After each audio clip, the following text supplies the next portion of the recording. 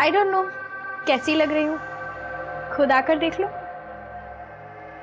आज इतना स्पेशल दिन है और आज भी लेट। जल्दी आओ ना, मैं तुम्हारा वेट कर रही हूँ। Love you.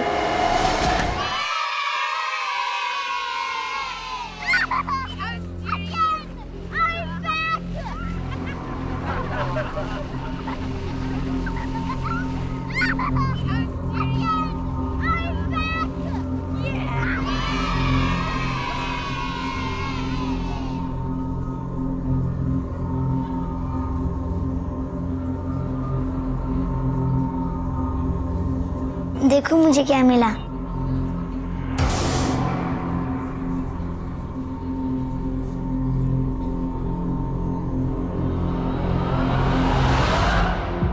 दे मुझे, मुझे चाहिए। नहीं मेरा है, ये मुझे चाहिए। मेरी है। पर दे मुझे। मेरी गाड़ी है। मुझे भी मेरी गाड़ी है। दे गाड़ी मुझे। आजकल के बच्चे भी खूब हैं, सेम गिफ्ट मिला इन्हें, लेकिन फिर भी देखो कैसे लग रहा है। तुम्हारा बेटा देखो कितना ड्रामेबाज है, बड़ा होकर देखना एक्टर बनेगा।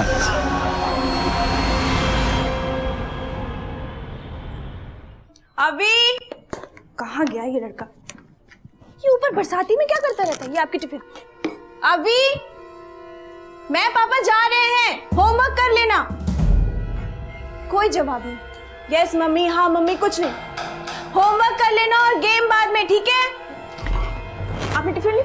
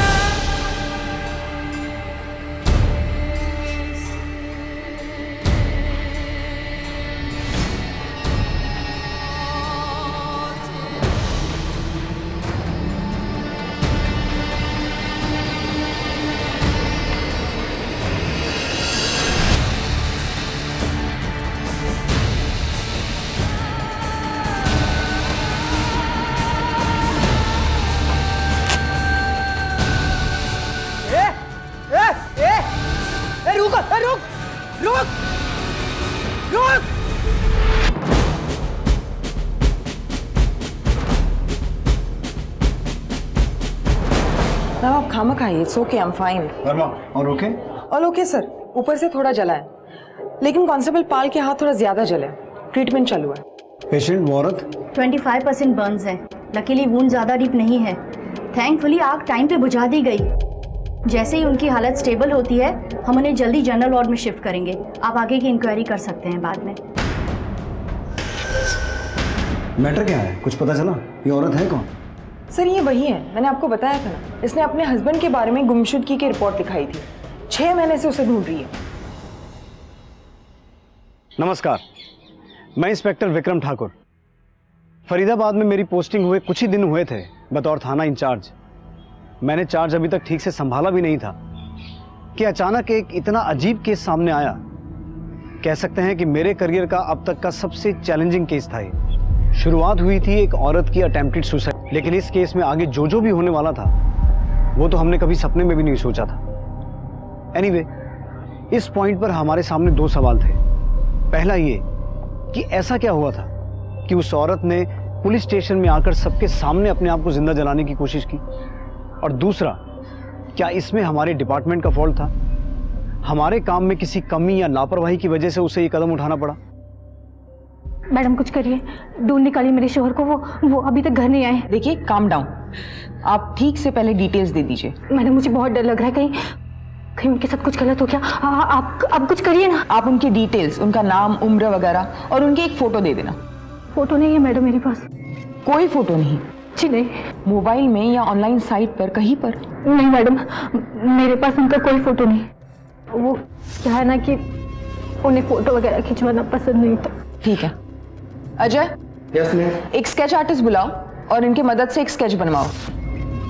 आपके पति का नाम क्या बताया आपने? आतिफ अंसारी। मैडम आप मुझसे वादा करिए, आप ढूंढ निकालेंगी ना उन्हें? काम मैं उन्हें खो नहीं सकती। काम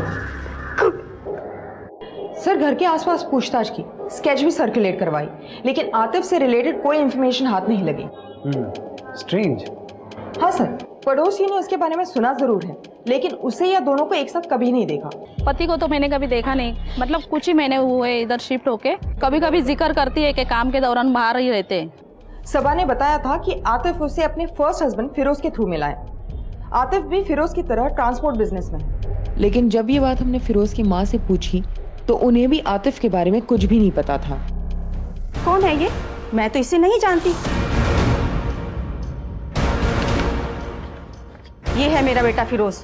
1.5 साल हो गए उसे लापता हुए, और वो सबा 2 महीने में ही सब कुछ छोड़ छाड़ कर चली गई। फिर क्या, ढूंढने से भी नहीं मिला। पुलिस ने भी मामला बंद कर दिया। तो ये ऑपरेट कहाँ से करते थे? सर, एज ऑफ सच कोई ऑफिस या शॉप नहीं है इनका, लेकिन सेक्टर 8 में जितने भी ट्रांसपोर्ट एजेंसीज है, गैरेजेस हैं, वहाँ पूछताछ की। किसी ने भी उस स्केच को पहचानने से मना कर दिया। इस नाम का कोई भी नहीं है यहाँ पर। तो ये आतिफ नाम का कोई आदमी है भी या नहीं? वही तो सर, ना कोई डॉक्यूमेंट्स, ना कोई आईडी प्रूफ, ना ही कोई फोटो। हमको एक्चुअल में ऐसे ही लगने लगा कि कोई है ही नहीं। ये औरत मनगढ़ंत बातें बना रही है, शायद डेल्यूजन का शिकार होगी। एक बार ध्यान से देख लो।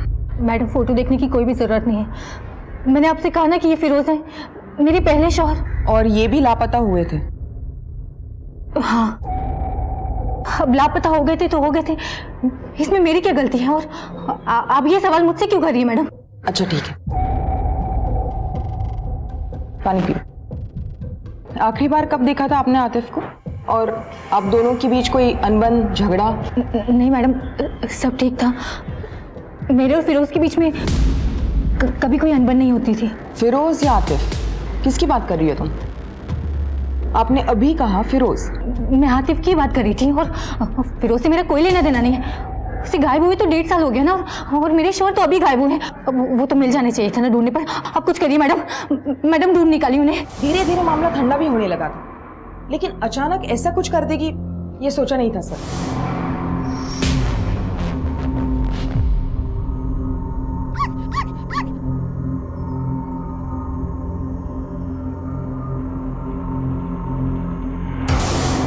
ये मेरा पप्पी मेरे साथ खेलेगा, है ना पप्पी?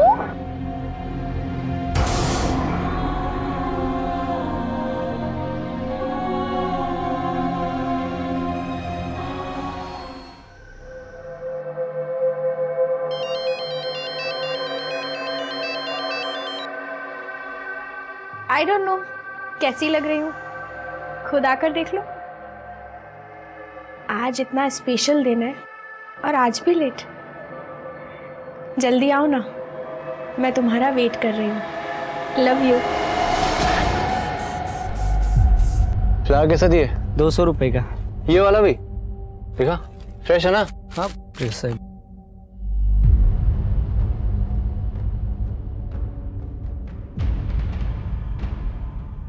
आतिफ फिरोज के खास दोस्त थे, दोनों साथ में ही बिजनेस किया करते थे। इस मामले को पुलिस ने तो बंद कर दिया था, लेकिन हमें ताने देना नहीं। मैंने तय कर लिया था अब इस घर में नहीं रहूंगी। वो तो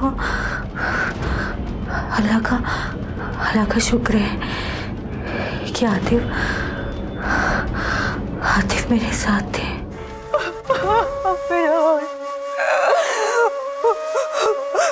संभालो अपने आप को, अकेली नहीं हो तुम। आप हैं एक हौसला, एक उम्मीद है मुझे, वरना सोचो मत, पूरी जिंदगी पड़ी है तुम्हारे सामने, हक है तुम्हारा खुशियों पर। वक्त के साथ मैं और आतिफ और करीब आते गए। लोगों ने हमारे बारे में भला बुरा कहना शुरू कर दिया था। उन्होंने मुझसे कहा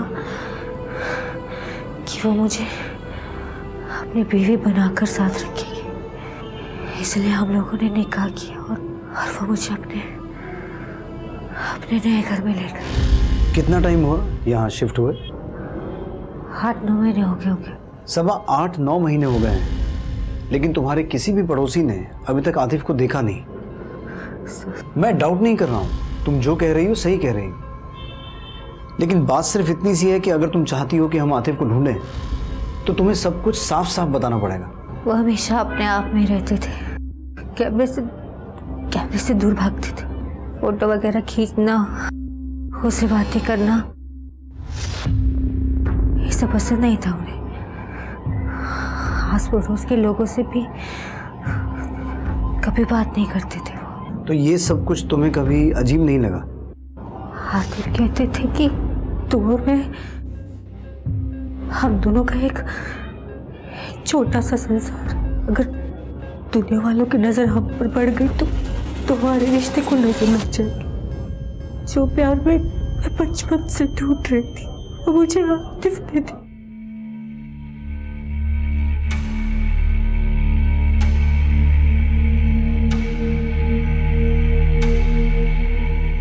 चुप हो जा, मम्मी डांटेगी। चुप हो जा, चुप हो जा, चुप हो जा।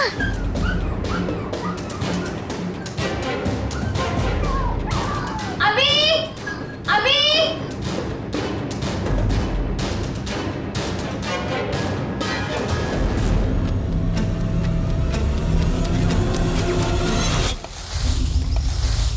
अरे भाई जल्दी जल्दी करो, शाम होने वाली है।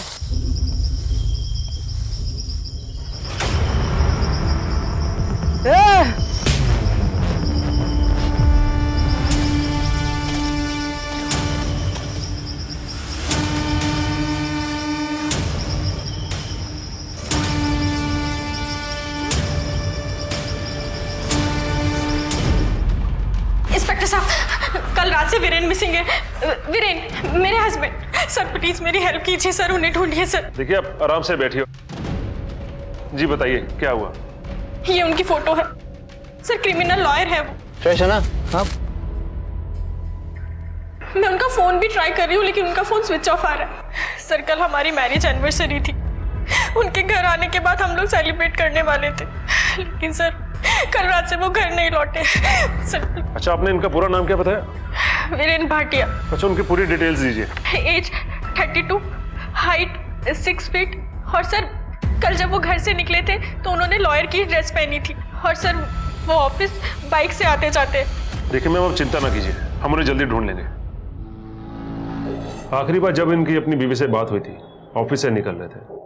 हाँ आया था वीरेन की वाइफ का फोन, वेडिंग एनिवर्सरी थी, वाइफ से बात करके इमीडिएट घर चला गया था वो। वाइफ को जानती हैं आप इनकी? जी ऑफिस फंक्शन में मिली थी, प्लस वीरेन भी बात किया करते थे वाइफ के बारे में। संबंध कैसे हैं दोनों के, कुछ आइडिया है आपको? सर शादीशुदा जिंदगी तो ठीक ही थी, दोनों खुश लगते थे। मतलब इतना करीब से नहीं जानता मैं, पार्टी वगैरह जब ऑफिस की होती थी तो बात हो जाती थी। मैंने सुना है कि उनकी बीवी का अफेयर था किसी के साथ।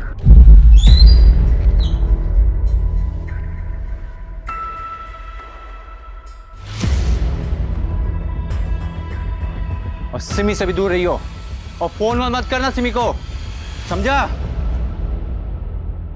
क्या दीपक और मैं? सर दीपक मेरा बेस्ट फ्रेंड है सालों से, ऑलमोस्ट कॉलेज टाइम से। अफेयर?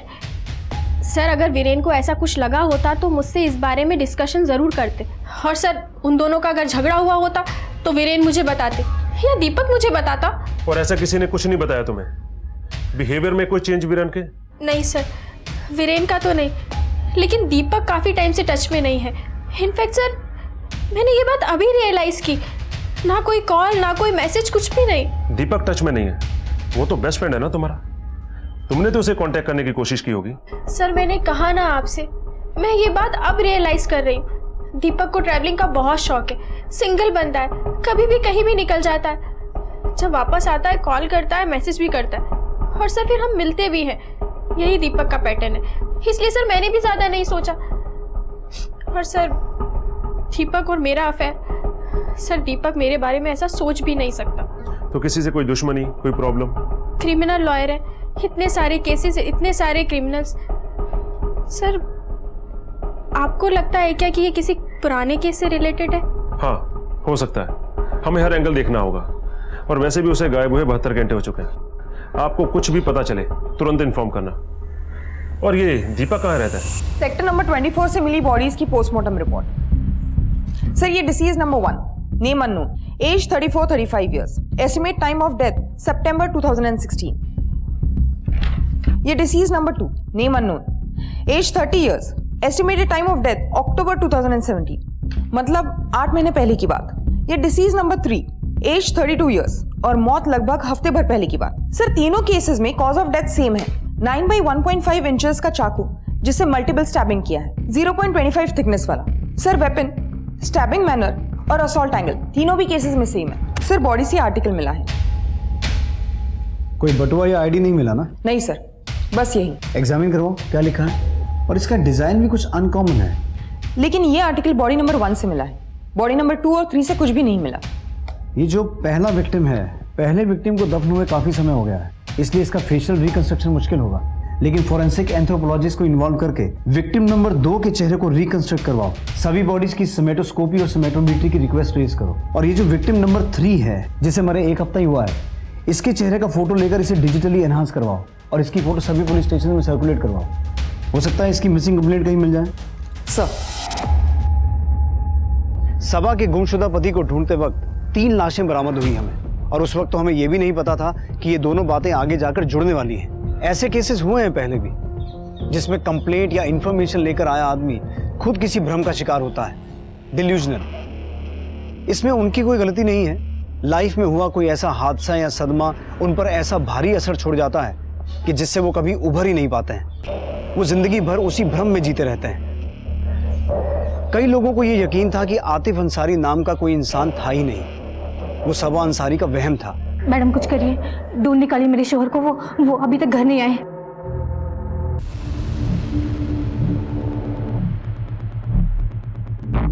परफेक्ट टाइमिंग है इस ताले की भी। क्या हुआ सर? आप जानते हैं इस दीपक को? बात होती है कभी? हाँ सर, सभी से मिलता जुलता है और हमारे साथ कभी कभार क्रिकेट खेल लेता है। तो जानते हैं कहाँ गया हो सकता है? नहीं सर, वैसे तो हमेशा बताकर जाता है और कभी कभार चाबी भी छोड़ देता है, लेकिन इस बार ऐसा कुछ नहीं है। ठीक, इसकी कॉल डिटेल्स लिखवाओ और लोकेशन ट्रेस करो। देखो कि ये सिमी के टच में था कि नहीं। पता चले कि अपने पति को रास्ते से हटा के खुद विक्टिम बनने का नाटक कर रही हो। वैसे कई केसेस में ऐसा होता है। और ये वीरेन, उसके साथ कुछ ना कुछ प्रॉब्लम तो जरूर है। दीपक पर नजर रखो और किसी को सिविल ड्रेस में उसके घर के बाद तैनात करो। हमें वीरेन को जल्दी से जल्दी ढूंढना होगा।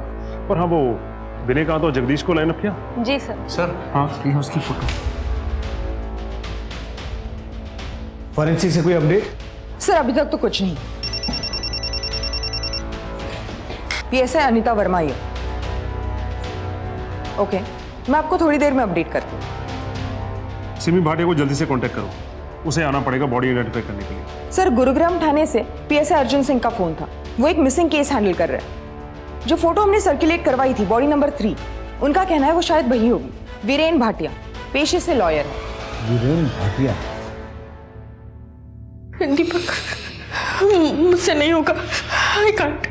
मिसेस भाटिया, आई अंडरस्टैंड, मुश्किल है लेकिन करना पड़ेगा, जरूरी है। सर इस पोस्टमार्टम रिपोर्ट में जो भी पॉसिबिलिटी निकली थी वो तो कंफर्म होती है ना कि इस सब में एक ही मर्डरर है, वरना तीनों बॉडीज एक ही जगह दफन की होती। एक मर्डर और एक मोटिव। आपने किसी सस्पेक्ट को नैरो डाउन किया है? सर हम पर्सनल एंगल टटोल रहे थे। विक्टिम का एक दोस्त भी है, दीपक रेजा। मैं वीरेन को भला कुछ क्यों करूंगा? जस्ट बिकॉज वो लापता है या कोइंसिडेंटली मैं आउट ऑफ सिटी गया हुआ था? तेरा और वीरेन का झगड़ा होना और उसका अपनी बीवी से दूर रहने को कहना, और उसके बाद अचानक से वो गायब हो गया और अगले दिन तू गायब हो गया, और ये सब कोइंसिडेंस है?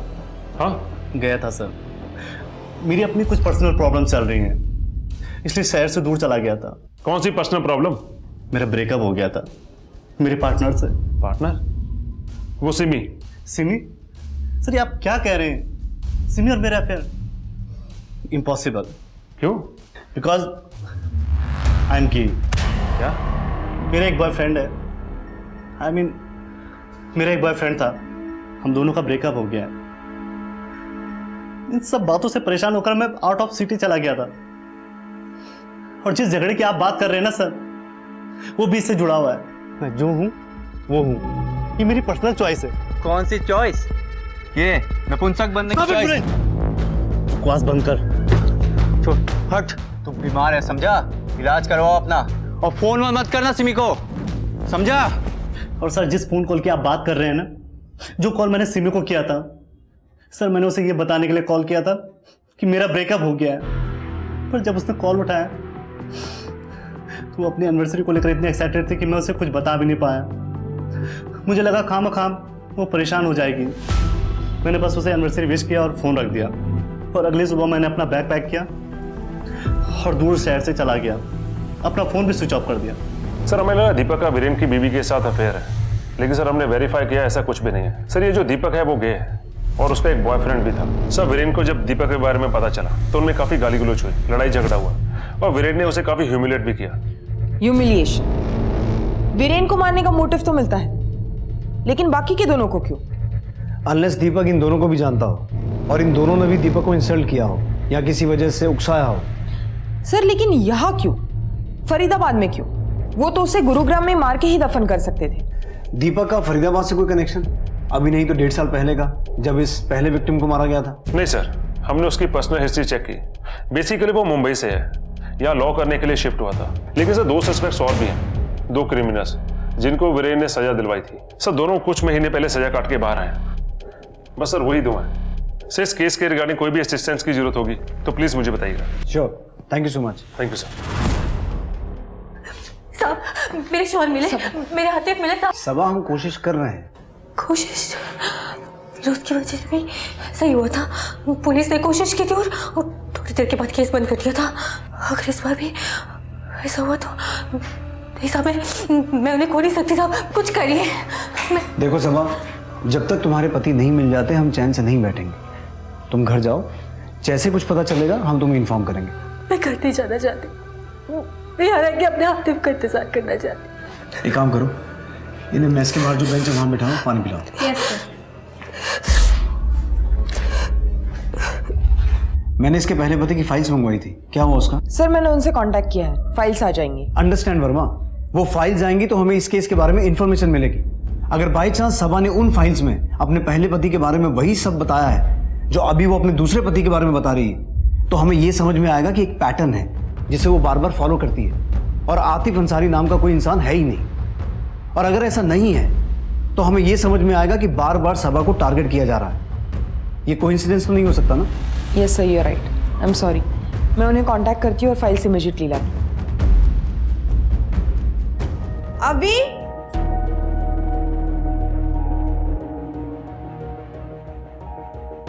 अभी ये ऊपर ही होगा, पता नहीं ऊपर बैठ के क्या करता रहता है। अभी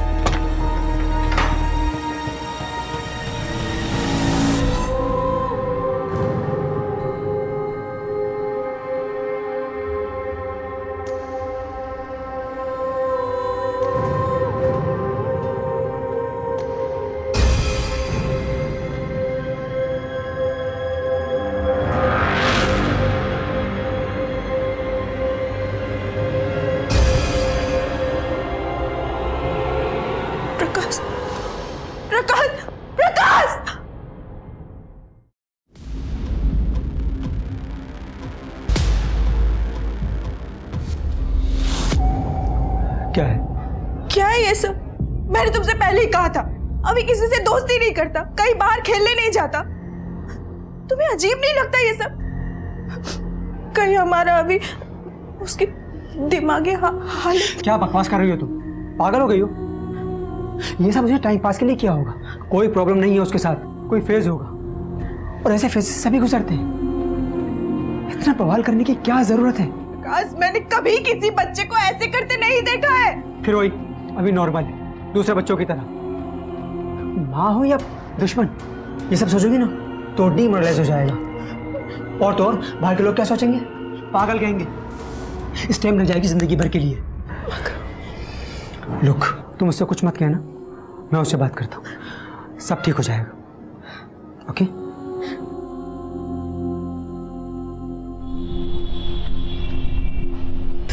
सर मैंने दिल्ली से कॉलेज कंप्लीट किया है, वही मेरी सिमी से मुलाकात हुई थी। लेकिन आप ये सब। और फरीदाबाद? फरीदाबाद? फरीदाबाद में रहना नहीं हुआ? नहीं सर। 1.5 साल पहले कहाँ रहते थे? गुरुग्राम में या फरीदाबाद में, कि फरीदाबाद के आसपास? सर 1.5 साल पहले मैंने आपको बताया ना अभी कि 3 साल से मैं यही हूँ गुरुग्राम में। लेकिन आप ये सब क्यों पूछ रहे हैं? बस कीजिए सर, हमें और परेशान मत कीजिए। आप जाइए और जाकर वीरेन के कातिलों का पता लगाइए। वही करना है।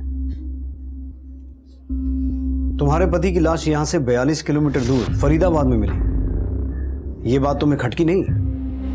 और साथ ही जिस गड्ढे में से तुम्हारे पति की बॉडी मिली, उसी गड्ढे में से 2 डेड बॉडीज और मिली हैं।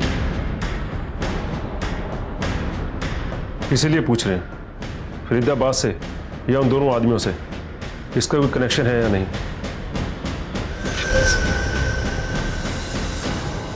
सिंह, तुमने जिन 2 क्रिमिनल्स के बारे में बताया था जिनकी वीरेन से दुश्मनी हो सकती है, क्या नाम थे उनके? विनयकांत एंड जगदीश। उन्हें तोड़कर देखो, हो सकता है उनमें से किसी का कनेक्शन बाकी मिली 2 डेड बॉडीज में से किसी के साथ हो। माना 1.5 साल पहले वो जेल में थे, पर इन लोगों के कनेक्शन अच्छे खासे होते हैं। किसी और से मर्डर करवाया होगा। जेल से निकलने के बाद कहाँ कहाँ गए, क्या क्या किया, सब कुछ पता करवाओ। और जहाँ जहाँ गए उन एरियाज में अगर कोई गुमशुदगी के या अनसॉल्व मर्डर केसेस हैं, सब कुछ ढूंढ निकालो। उनमें से एक बंदा वही है फरीदाबाद में, जगदीश पंडित। अच्छा जी सर। वर्मा, फंसाइए हमको, हम तो खड़े हैं कि हमको कोई फंसाए। हमारा तो जन्म हुआ इस पृथ्वी पे कि एक मामले में से फंस के निकले तो दूसरे में फंस जाए। मैं जितना पूछ रही हूँ। क्यों पूछ रही? सवाल तब पूछा जाता है जब जवाब की कोई वैल्यू हो। एकदम चुप। देख, जहाँ पर वो बॉडीज मिली है ना, वहां पर तेरा मोबाइल क्रैक हुआ है। अब तू चुपचाप बोलेगा या? था, मैं वहां था, आपके हिसाब से मैं वहां था। फिर क्यों थे, क्या कर रहे थे?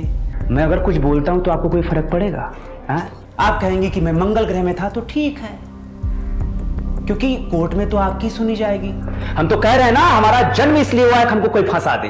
पागल आदमी है सर।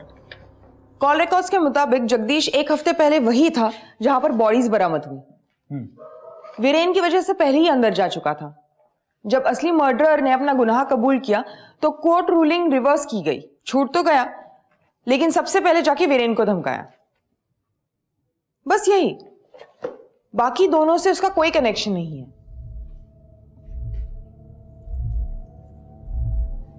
क्या हुआ सर? ये वही रिंग है ना जो हमें एविडेंस में मिली थी? ये तो वही सबा का पहला पति फिरोज। जो फाइल्स तुम लेके आई हो मैं वही पढ़ रहा हूं। इसका मतलब ये हुआ कि जो 3 डेड बॉडीज हमें मिली हैं, उनमें से एक डेड बॉडी सबा के पहले पति फिरोज की हो सकती है। ये देखो, सबा के पहले पति को गायब हुए 1.5 साल हुआ है। 1.5 साल हो गए लापता हुए? उसे गायब हुए तो 1.5 साल हो गया ना। और पोस्टमार्टम रिपोर्ट के मुताबिक पहला आदमी जो मरा था वो भी 1.5 साल पहले ही मरा था। मतलब टाइमलाइन भी मैच होता है। Yes sir. सबा है ना बाहर? सर, वो डेड बॉडी फिरोज की है, इस बात को कंफर्म करने के लिए हमें डीएनए एविडेंस की जरूरत पड़ेगी। और आतिफ नाम का सबा का कोई पति है भी या नहीं, इस बात को कंफर्म करने का अच्छा मौका है हमारे सामने। अगर सबा के पास अपने पति की कोई ऐसी चीज है जिससे डेड बॉडी का डीएनए मैच करवा के देख सकें, तो इससे ये साबित हो जाएगा कि वो डिल्यूजनल है और जिस खोए हुए पति की बात कर रही है वो फिरोज ही है और कोई नहीं। सर, हमें तुम्हारे पति की कोई चीज चाहिए जो वो इस्तेमाल करते थे। कंघी, टूथब्रश, ऐसा कुछ है तुम्हारे पास?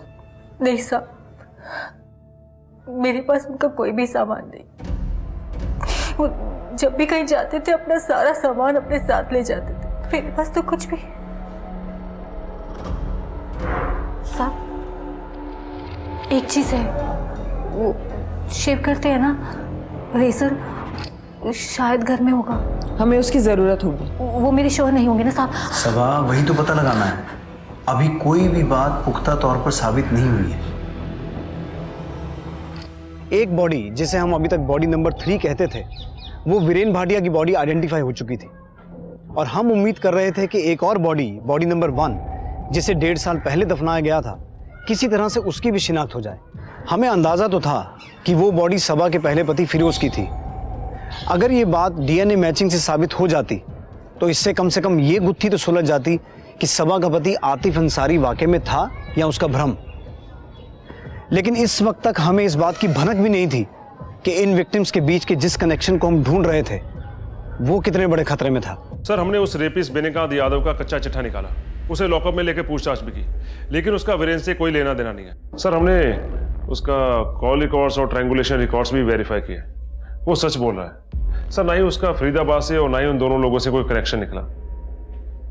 अब एक ही उम्मीद बाकी है सिंह, अगर ये कंफर्म हो जाए कि सबसे पुरानी डेड बॉडी सबा के पहले पति फिरोज की है तो हमारा काम। Sir, DNA reports no match. जो रेजर सबा ने दिया उससे जो डीएनए मिला वो बॉडी नंबर 1 से नहीं मैच करती। इसका मतलब है सबा के साथ फिरोज के अलावा वाकई में कोई रह रहा था जिसका वो रेजर है। सर, यानी आतिफ अंसारी नाम का आदमी वाकई में उसका पति हो सकता है। यानी आपका अंदाजा सही निकला, सबा सच कह रही थी। सबा आतिफ के बारे में सही बोल रही थी, ये तो इस केस का एक एंगल है, लेकिन वो बॉडी नंबर 1, ये कंफर्म करना कि वो बॉडी फिरोज की है बहुत जरूरी है। एक काम करो, सबा को लेके आओ। साहब, फिरोज की तो कोई भी चीज़ मेरे पास नहीं है। मुझे लगा आप लोग आतिफ की बात कर रहे हैं। इसका मतलब है कि वो बॉडी आतिफ की नहीं है। मतलब मेरे आतिफ अभी भी सही सलामत है, वो जिंदा है। ये बात सही है कि वो लाश आतिफ की नहीं है, लेकिन इससे ये साबित नहीं होता कि आतिफ सही सलामत है। मैं तुम्हें कोई झूठी तसल्ली देना नहीं चाहता। अब मुझे ये बताओ कि तुम्हारे पास फिरोज की कोई भी चीज़ नहीं है? नहीं साहब, मेरे पास फिरोज का कोई भी सामान नहीं है, लेकिन हाँ उनकी अम्मी, फिरोज का कोई तो सामान उनके पास होगा। ठीक है, तुम जाओ, कुछ पता चलेगा तो बताते हैं। सर, कहीं यही तो इन्वॉल्व नहीं? सर, क्या पता ये सबा विक्टिम बनने का नाटक कर रही हो। सर, ऐसे कैसे हो सकता है कि एक ही औरत के दोनों हस्बैंड गायब? अरोड़ा, सर एक काम करो, सबा ने जो रेजर दिया था उसे बॉडी नंबर 2 जो 8 से 9 महीने पुरानी है उसके डीएनए के साथ मैच करवा के देखो। वर्मा, तुम फिरोज की मां से फिरोज का डीएनए सैंपल ऑब्टेन करो। अगर बॉडी नंबर 1 फिरोज की है और बॉडी नंबर 2 आतिफ की निकलती है तो देखना यह भी है कि इन दोनों का वीरेन के साथ क्या कनेक्शन है। Okay sir.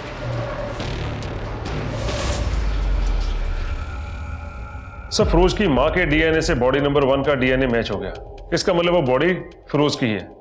और सर, बॉडी नंबर 2 का डीएनए आतिफ के डीएनए से मैच नहीं हुआ, इसका मतलब वो किसी और ही की बॉडी है जो अभी तक इस केस में सामने नहीं आया। सर, अब क्या सबा और सिमी के बीच कोई लिंक है? सर, हमें सबा और आतिफ से जुड़ी और भी इंफॉर्मेशन निकालनी होगी। सर, आतिफ का कुछ ना कुछ बैकग्राउंड तो जरूर होगा। सबा और सिमी दोनों एक ही एज के हैं, दोनों की फैमिली वगैरह कुछ नहीं है। करेक्ट। बेसिकली इन दोनों का प्रोफाइल एक जैसा है। एक डेड बॉडी फिरोज की है, दूसरी डेड बॉडी वीरेन की है, और डीएनए रिपोर्ट से यह साबित हो चुका है कि तीसरी डेड बॉडी आतिफ की नहीं है। अगर इस पैटर्न को लॉजिकली देखा जाए तो तीसरे आदमी की भी बीवी होनी चाहिए। मुझे लगता है हम अभी तक इस केस को गलत एंगल से देख रहे थे। मर्डर के निशाने पर फिरोज या वीरेन नहीं, सबा और सिमी थे। हमें उस तीसरी औरत को ढूंढ निकालना होगा इससे पहले कि वो सीरियल किलर किसी और बेगुनाह को अपना निशाना बना। तुम? हाँ, बस एरिया में था, सोचा खबर लेता चलूं। अच्छा, आओ ना, अंदर आओ। आओ, बैठो। थैंक्स।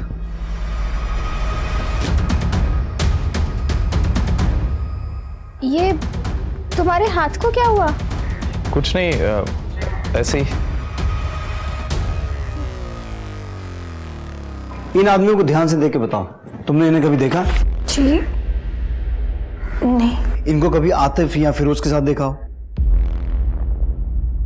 सबा, मुझे आतिफ के बारे में सब कुछ बताओ। मुझे जितना पता था मैं आपको पहले ही बता चुकी हूँ। मैंने आपसे कहा ना कि आतिफ हमेशा अपने आप में रहते थे।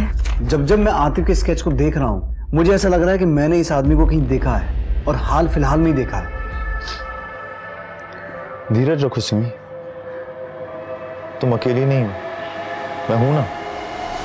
तुम मुझे शुरू से बताओ, तुम आतिफ को पहली बार कहाँ मिली थी, कैसे तुम्हारा मिलना जुलना बढ़ा, कैसे उसने तुम्हें शादी के लिए प्रपोज किया, सब कुछ। फिरोज के साथ ही मैं आतिफ से पहली बार मिली थी। आतिफ की सालगिरह पर हम लोग होटल में खाना खाने गए थे। उसके बाद हमारी मुलाकातें बढ़ती गईं और फिरोज के गायब होने के 2 हफ्तों बाद आतिफ ने मुझे पहली बार बताया कि वो मुझे पसंद करते हैं। और उसके बाद जब पुलिस ने केस बंद कर दिया तो? एक मिनट, क्या कहा तुमने? फिरोज के गायब होने के 2 हफ्ते बाद आतिफ ने कहा कि वो तुमसे प्यार करता है। जी। वर्मा, सिंह, वीरेन को गायब हुए 2 हफ्ते हो चुके हैं। सिमी कहाँ है? सिमी को फोन लगाओ। जी सर। सर बेल जा रही है लेकिन वो फोन नहीं उठा रही। आई थिंक मैं जानता हूं कि मैंने इस आदमी को कहां देखा है। सिंह, तुम सिमी के घर निकलो। जी सर। वर्मा, तुम स्केच आर्टिस्ट को बुलाओ, क्विक। Okay sir.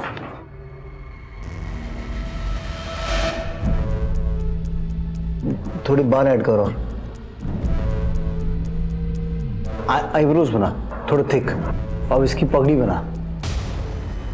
ये तो उस दिन वीरेन के चौथे पे मौजूद था। क्या नाम था इसका?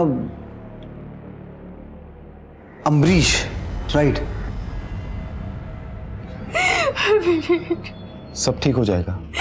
क्या ठीक हो जाएगा? अपने ठीक होने के लिए अब बचा भी क्या है? मेरे तो सब कुछ वीरेन ही थे, कोई फैमिली भी नहीं है। मैं वीरेन के बिना बिल्कुल अकेले हो गई हूँ, बिल्कुल अकेले।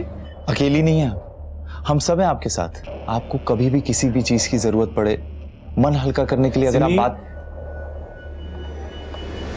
लो, तब तक चाय पी लो, जरा हमें आराम मिलेगा। आप सभी लोगों का बहुत बहुत धन्यवाद, आप लोग यहाँ आए।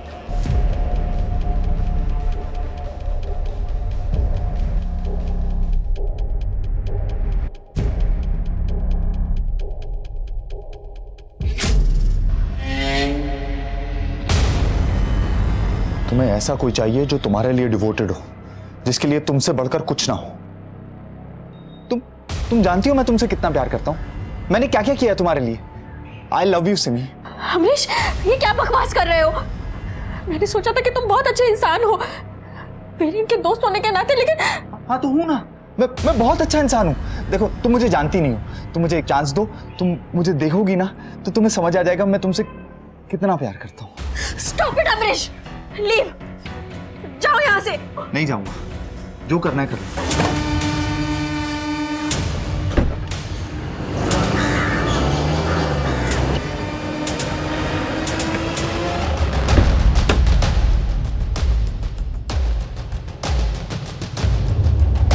तुम जल्दी से पिछली तरफ देखो।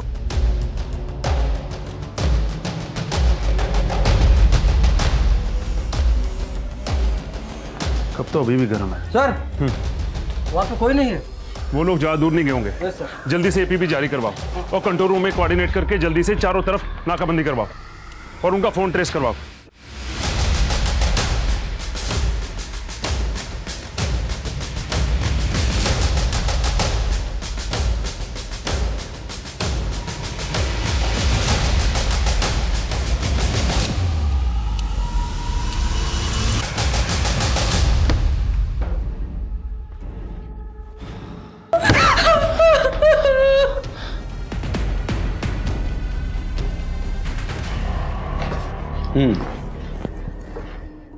तो प्यार हो गया तुझे सबा, सिमी, पायल से? हाँ, प्यार हो गया सबसे। इसीलिए मारा उनके पतियों को? हाँ सर, कोई चारा नहीं था। बुरे नहीं थे, पर उनका लक बहुत अच्छा था। और सर, मेरा लक तो हमेशा से खराब है। जब भी कुछ चाहिए होता है ना, मेरे लक में मुझे मिलता नहीं है। और उनको, फिरोज, वीरेन, उनको सब कुछ मिल जाता है। अब मुझे उसे छीनना पड़ा ना। और सर, ये अभी नहीं, बचपन से चलता हुआ आ रहा है। मेरी गाड़ी है। मुझे हमेशा तू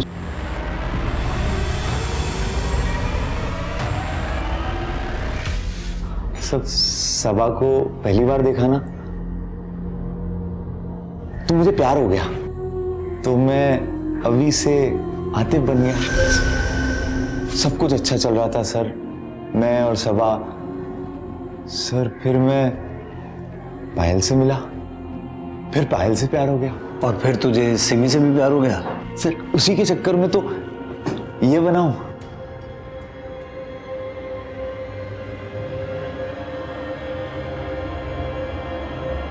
सर, वो सिमी तो पटी जाती। आप लोग आ गए, थोड़ी देर और करते ना तो मैं उसे समझा देता। वो समझ जाती कि मैं उससे कितना प्यार नहीं, तेरा पागलपन है ये। अब इसी पागलपन के चलते जिंदगी भर जेल में सड़ेगा तो।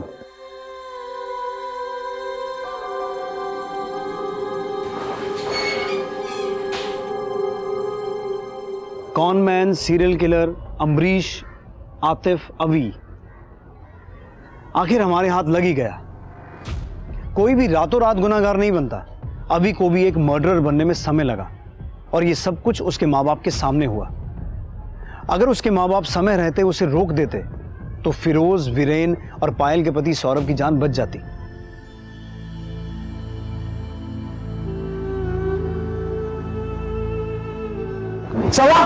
सवा मुझे पता था तुम आओगी। क्यों किया तूने ऐसा मेरे साथ? बोल, क्यों किया? क्यों ली फिरोज की जान? क्यों मारा उसे? तेरे लिए मैंने अपने आप को जला दिया। वो जानता रे, वो सब बातें सब झूठी थी। क्यों किया? बोल, क्यों? काश पहली बार किसी का कुछ छीनने पर अभी के माँ बाप ने उस पर हंसने की बजाय उसे समझाया होता, समय रहते उसकी बिगड़ती दिमागी हालत का इलाज करवाया होता। काश सबा का प्यार इतना अंधा ना होता तो ये सब कुछ होता ही नहीं। आपकी फैमिली के लोगों में, आपके आसपास आपको कोई भी ऐसी अजीब चीज नजर आए तो आंखें बंद मत कीजिए, मुंह मत मोड़िए, उसे ध्यान से देखिए, समझिए और अगर जरूरत पड़े तो आवाज उठाइए, सवाल कीजिए। कल आपकी यही सतर्कता कई जाने बचा सकती है। अब मैं इंस्पेक्टर विक्रम ठाकुर आपसे विदा लेता हूं। आपसे जल्द मुलाकात होगी एक नए केस के साथ। तब तक देखते रहिए क्राइम पेट्रोल 10 तक।